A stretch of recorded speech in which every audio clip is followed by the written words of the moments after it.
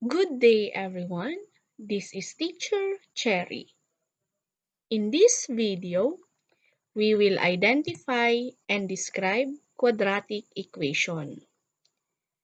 We will write quadratic equations into standard form.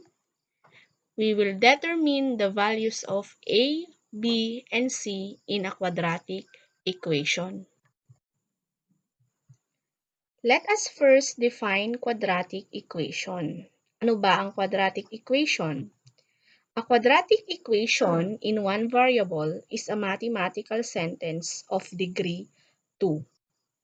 Kapag sinabi nating degree 2 or second degree, ang highest exponent ng variable natin ay 2. Dapat, ang exponent na makikita sa quadratic equation ay 2.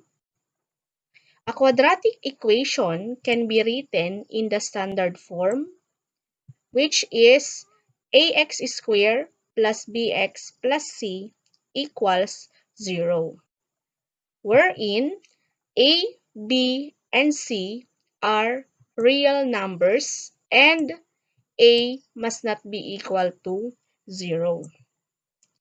I have here two equations.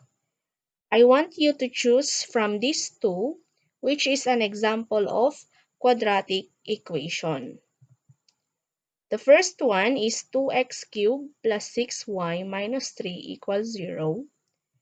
And the next equation is 2x squared plus 6x minus 3 equals 0.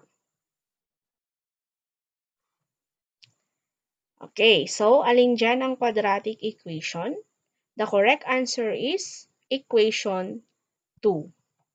Why? Because the highest degree is 2 and it also has one variable, which is x. The first equation is not a quadratic equation because the highest degree is 3. And it has two variables, x and y. Para mas maintindihan natin ang quadratic equation, let us have an activity. Identify whether the equation is quadratic or not. Number 1, x squared plus 3x plus 2 equals 0. This is a quadratic equation. Bakit?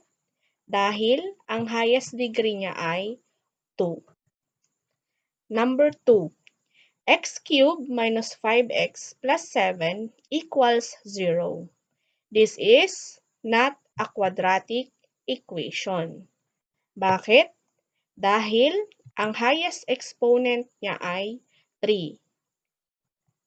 Number 3, 3x squared minus 5x minus 1 equals 0.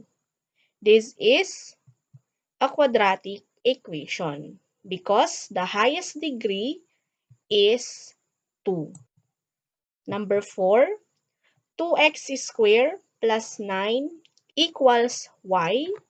This is not quadratic equation. Bakit? Dahil meron tayong dalawang variables which are x and y. So, even though ang highest exponent ay 2, not quadratic siya dahil merong variable na y. Number 5, x minus 6x plus 9 equals 0. This is not quadratic equation. Dahil ang highest exponent niya ay 1. Dapat ang highest exponent ng quadratic equation ay 2. In mathematics, meron tayong tinatawag na standard form ng equation. Kailan natin malalaman na nasa standard form ang equation? The equation is in standard form if its terms are arranged from the term with the highest degree up to the term with the lowest degree. Ang standard form ng quadratic equation ay ax squared plus bx plus c equals 0. Kung mapapansin ninyo, ang ax squared, ang degree niya ay 2. Ang next term natin ay bx, ang kanyang degree ay 1. Meron tayong invisible 1. At ang last term, which is the c, ang degree niya ay 0. Ang terms ay naka-arrange from highest o pinakamataas ang exponent ng variable up to the lowest exponent ng variable. Tandaan, ang standard form ng quadratic equation ay ax squared plus bx plus c equals 0.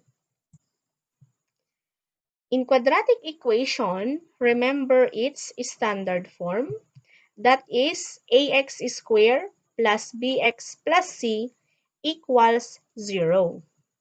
In our equation, ang ax squared ay tinatawag nating quadratic term. Ang bx ay tinatawag na linear term. At ang c ay tinatawag na constant term. Let us have example of quadratic equation in standard form. Example 1, 4x squared plus 3x plus 2 equals 0. Ang quadratic term natin sa equation na to ay 4x squared. Ang ating linear term ay 3x. At ang constant term natin ay 2. Let's identify the values of a, b, and c. Ang value ng a natin ay 4. This is the numerical coefficient beside x squared. Yung number na katabi ng x squared, yun ang value ng a. Ang b natin is 3, which is the numerical coefficient beside x. Our c is equal to 2. This is the constant term. Let us have example 2.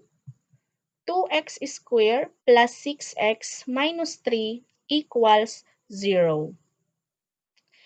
This is a quadratic equation in standard form. The quadratic term is 2x squared.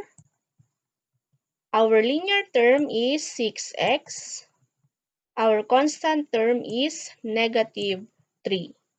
Let's also identify the values of a, b, and c. Our a is 2, b is 6, and c is negative 3. Let's proceed to our third example. 3x times the quantity of x minus 4 equals 10. This is a quadratic equation, but it is not written in standard form. Pwede nating isulat ang equation na to in standard form by expanding the product and make one side of the equation 0. Ang ibig sabihin ng expand the product ay to multiply 3x and x minus 4. Gagamitin natin ang distributive property. Imumultiply natin si 3x kay x. 3x times x is 3x squared. 3x multiplied to negative 4, which is negative 12x. And then equal to 10. After that, we will apply the subtraction property of equality. Gagawin natin ang nasa right side ay 0. Equate natin sa 0. We will subtract 10 to both sides of the equation. simplify, we will now have 3x squared minus 12x minus 10 equals 0. 10 minus 10 is equal to 0.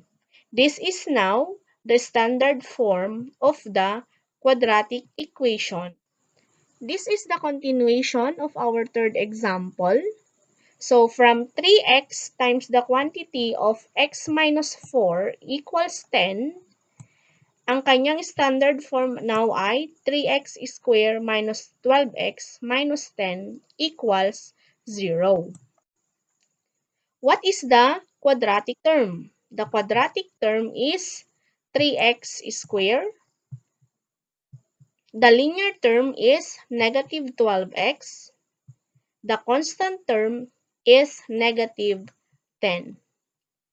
How about the value of a? Our a is 3. B is negative 12. And C is negative 10.